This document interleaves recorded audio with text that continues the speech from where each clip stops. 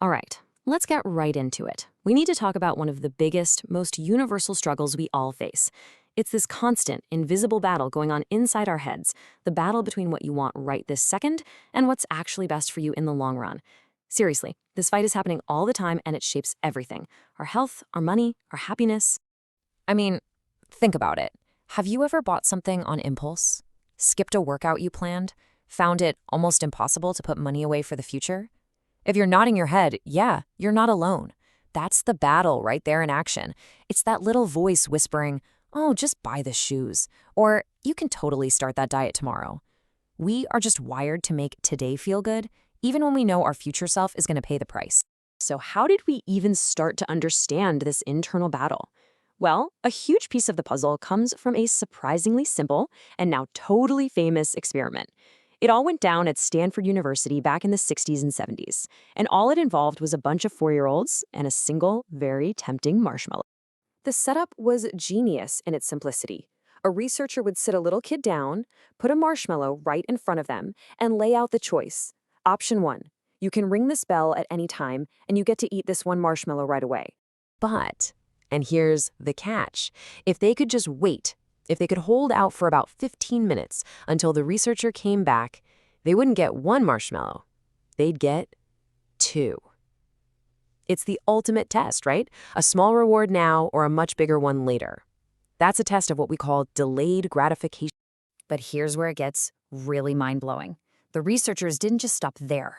They followed these kids for decades, and what they found was just stunning.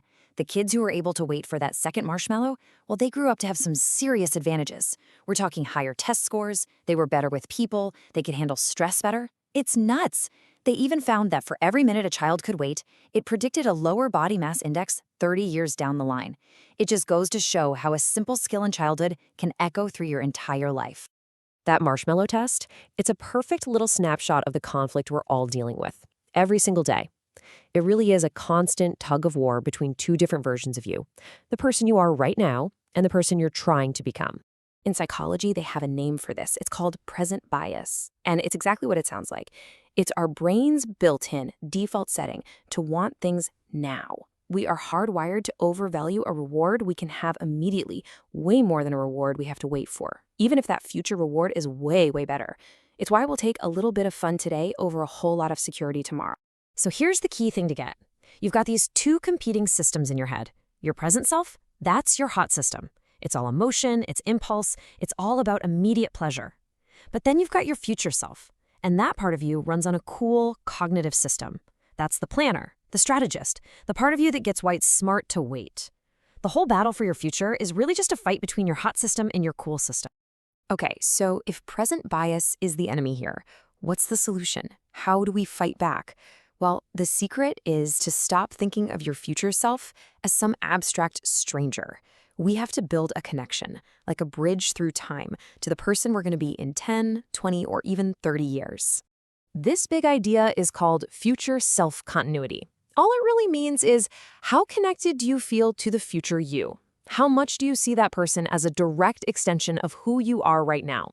See, when that connection is weak, saving for retirement feels like you're just giving your money away to some stranger. But when that connection is strong, it feels like you're just taking care of yourself. And this isn't just a nice theory. The data is crystal clear on this. One study found that people who have a stronger connection to their future selves are a full 30% more likely to save for retirement. That's huge. Making that future person feel real right now has a massive impact on the choices you make today. But hold on, this isn't the only mental quirk that's messing with our long-term plans. Our brains have this other fascinating, kind of weird habit that makes us treat money completely differently depending on where we got it or what we plan to do with it. It's called mental accounting. Now, logically, a dollar is a dollar, right? Well, not in our heads, it isn't. We create these invisible buckets for our money. We've got the vacation fund bucket, the rent money bucket, the fun money bucket, and we treat the money in each one totally differently. It's why getting a tax refund can feel like free money that we can just blow, while we're super careful with the money from our regular paycheck. Richard Thaler, the Nobel laureate who came up with this idea, shared this perfect story. He was on an expensive trip, and he justified all the high costs because he'd gotten a speaking fee for a talk he gave there. In his mind, that fee went into the Swiss trip mental account, so spending it didn't feel painful. But he said if he had gotten that same exact fee a week earlier for a talk in New York, the vacation would have felt way too expensive. And this whole insight comes from his groundbreaking work. He showed that these mental shortcuts, which can feel helpful, actually break the basic rule of economics that all money is interchangeable. Just recognizing that we do this is a huge first step toward making smarter financial choices. Okay, so we get it. Our impulsive present self is constantly duking it out with our rational future self. But here's the great news. We can give our future self some tools to win that fight more often. So let's get into some practical strategies you can use right now. First up, let's actually build that time bridge. Take a few minutes, find a quiet spot, and just vividly imagine your future. What do you look like in 10 or 20 years? What have you accomplished? By making that future you more real and concrete in your mind, you're strengthening that self-continuity, and it makes it so much easier to make choices today that will help that person out. Here's a really powerful way to short-circuit that need for instant gratification. Just create a delay. Before you make any big, non-essential purchase, force yourself to wait. Create a mandatory cooling-off period. Maybe it's 14 days, maybe it's 30.